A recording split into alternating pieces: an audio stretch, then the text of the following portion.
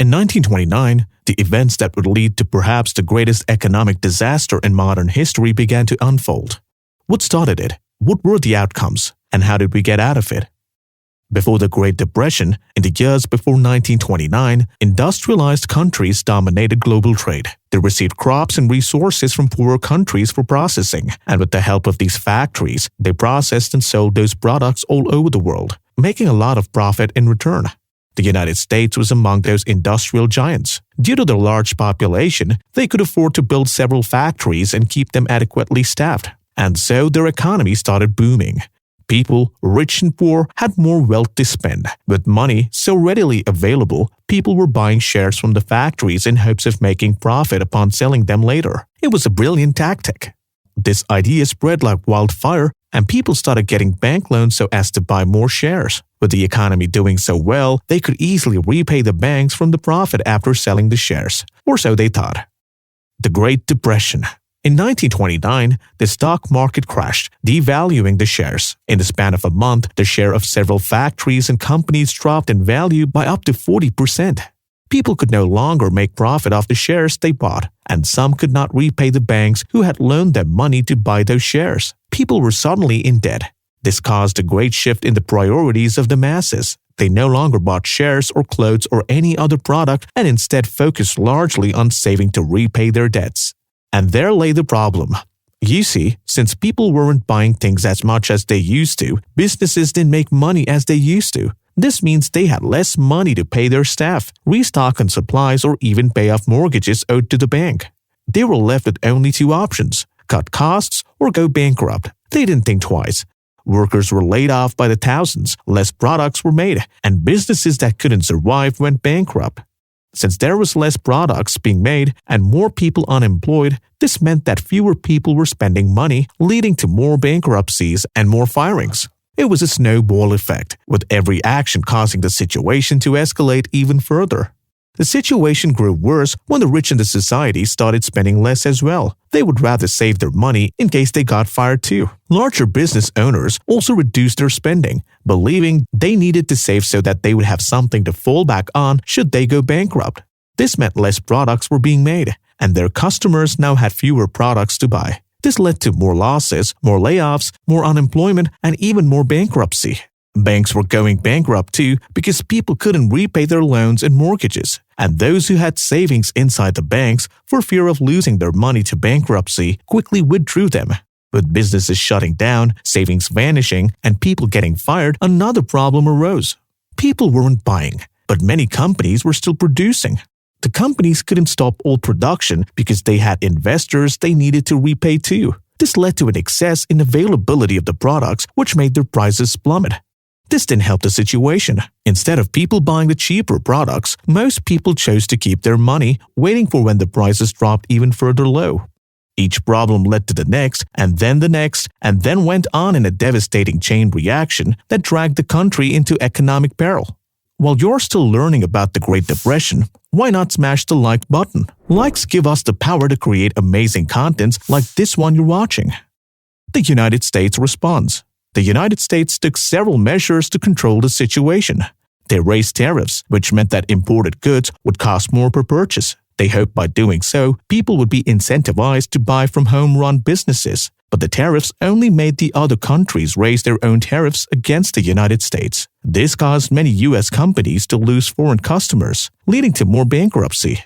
To combat this, the government decided to abolish the gold standard and print a lot of money. This had the effect of increasing the price of all products, because sellers wanted more dollars in payment for products sold since there were more dollars in circulation. By printing more money, they were able to stop the plummeting product prices.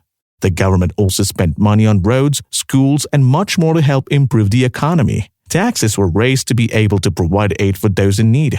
The banking crisis was solved by creating bank holidays to prevent people from taking their savings from banks, which helped to keep the banks alive. They also gave banks seals of approval, which reassured people that their money was safe in the bank's hands.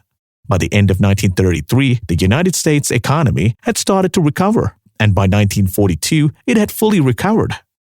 Effect in Latin America. The majority export of Latin American countries is primarily goods like beef, oil, and coffee. These goods would be sold to Europe and the United States, who would then turn them into processed products. When the Great Depression came, Latin America had few buyers from Europe and the United States, causing an economic downfall similar to the one seen in the US. The US and European tariffs made matters worse, and so there were more goods than there were people to buy them. Poverty reigned supreme and unemployment was the order of the day. As a remedy, the governments of the Latin American countries decided to only produce as much goods as were being sold. They got rid of the gold standard and printed more money. This helped make export prices cheaper. Furthermore, the government incentivized local companies to start processing their products on their own without having to depend on exportation. This led to more industries being built and an overall spike in the economy. Effect on Europe. In 1920, Europe was a shadow of its former self. Still fresh out of World War I, they had suffered massive casualties. Their heavy industry was now subpar to that of Japan and the United States, meaning they no longer had as many buyers as they used to, leading them to economic recession. The government remedied this by reducing spending costs and increasing taxes. Like the United States, they implemented tariffs, abolished the gold standard, and printed a lot of money to spend on the unemployed and the poor. Europe didn't fully recover from the Depression until after World War II. Effect on Canada. In the 1930s, due to the severe drought and failure to apply dryland farming methods to prevent wind erosion, Canada was being ravaged by severe dust storms. The storm damaged the ecology and agriculture of the Canadian prairies. This phenomenon would be termed the Dust Bowl.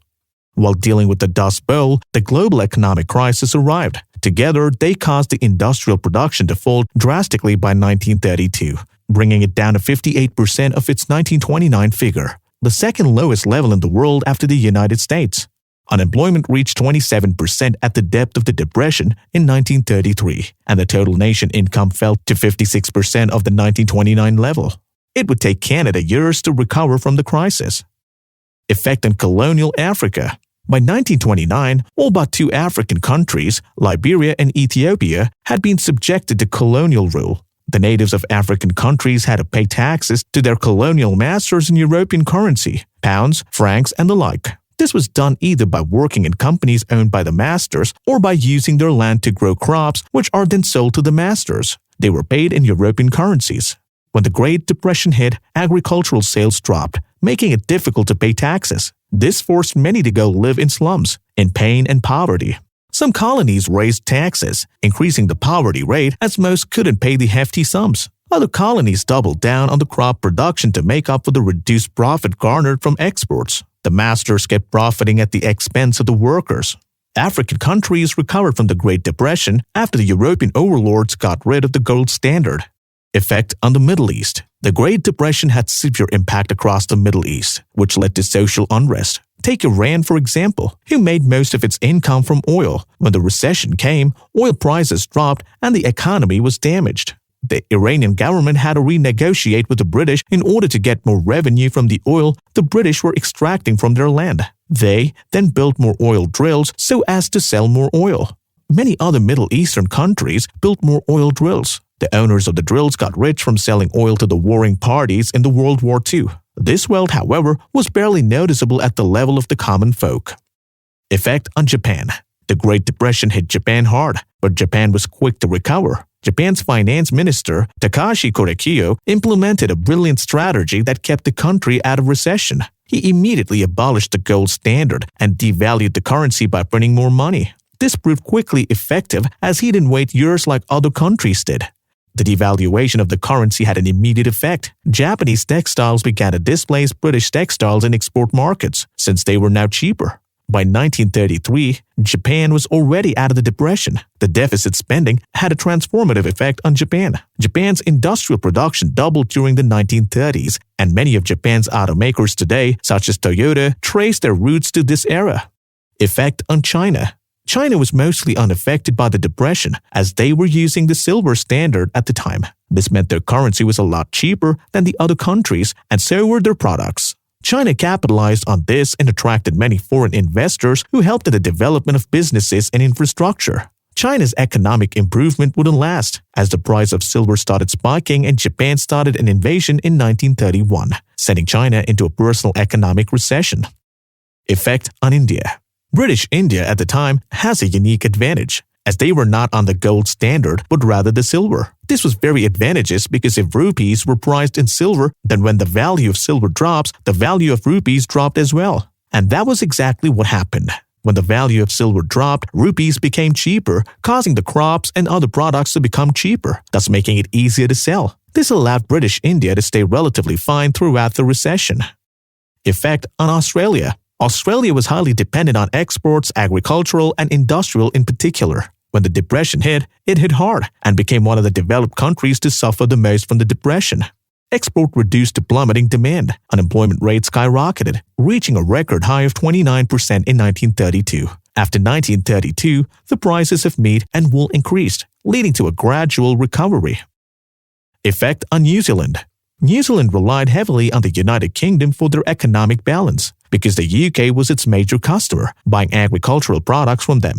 The drop in exports led to reduction in profit, job disappearances, and reduction in wages. People were rendered unemployed, and so work relief schemes organized by the government were their only aid.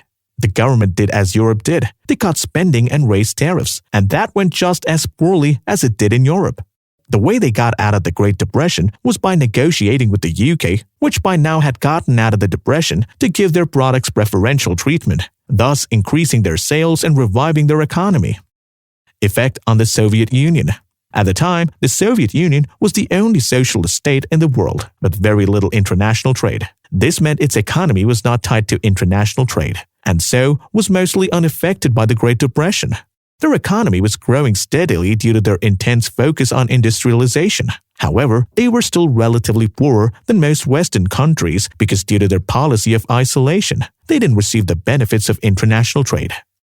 The Great Depression is a historical event that is etched into the general consciousness of our modern world, and the actions, inactions, and reactions of all the countries involved played major roles in shaping the world as we know it today. We don't take your time for granted. Watching this video to this point means a lot to us, and we say thank you. Check below, you will see the recommended videos section. We'd like to reward your loyalty with amazing contents.